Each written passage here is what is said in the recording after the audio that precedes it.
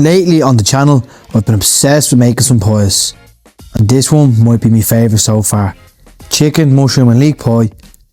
Let's rock. What's happening, folks? Start things off by dicing 500 grams boneless skinless chicken thighs into equal bite-sized chunks. That amount was enough for 2 pies. Season with some salt and pepper and brown the chicken off in a big pot with some oil or a medium to high heat. You don't need to fully cook it, it'll finish in the pie. And yes, I know thighs look a bit rough sometimes, but they stay way juicier than breasts and taste better in most dishes. Once they're browned, scoop out the chicken and let it drain off. Now onto your veg. Give your leek a quick wash, slice it into circles and toss it into the same pot on medium heat so it can cook down all that chicken juices.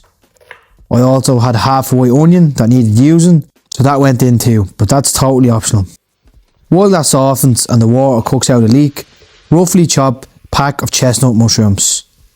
Same goes with the leek. Don't worry about perfect shapes, some big, some small, it all shrinks down anyway. The leeks and mushrooms together will take about 10 minutes for the moisture to properly render out. If you're new to the channel and enjoying the content, folks, why not drop a like and subscribe, it's much appreciated. Get up, stay nasty. Now, you don't have to use chestnut mushrooms, I just think they're the best one. You can use any mushrooms you prefer. Now after all that water is rendered out, add the chicken back in and give everything a good mix. Then throw in a small handful of thyme and tarragon, plus a heaped tablespoon of Dijon mustard. Don't go mad with the tarragon, it is strong, but definitely don't skip it. Use dried or fresh, wherever's easier for you. Shake in a little flour to start a loose roux and cover half the mixture with chicken stock and top the rest with some single cream. Let it simmer and bubble away until it thickens up. For the finishing touches, add a teaspoon of nutmeg and a pinch of chilli flakes. Now trust me on this, folks, please. And obviously, taste it towards the end. Always adjust the salt and pepper levels to your taste.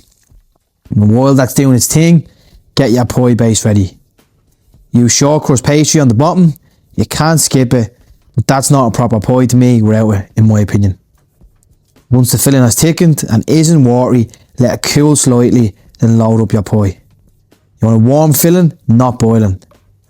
Now looking back, my filling actually could have been even thicker. I should have used more cream. But sure, look, what can you do now? Lesson learned.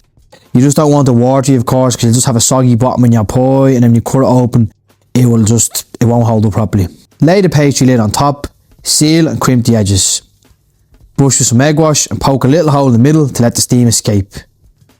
Bake at 200 degrees for 25 to 30 minutes until golden, puffed and smelling unreal. Stick a baking tray underneath to catch any drippings. While it bakes, whip up wherever side you fancy. I just went with some mashed peas and gravy. Now let it rest for 10 minutes before slicing, and that's how easy it is to make an unbelievable pie dinner at home. No fancy ingredients, no fancy kitchen. My channel is enough proof of all that. You don't need any of that, honestly. And yeah, I suppose that's that, innit? Here at the Scran HQ, we just cook wherever in the mood for. So click that video in the corner right there to check out another nasty recipe. Tops. Not in Darmit, Grada Tashbont.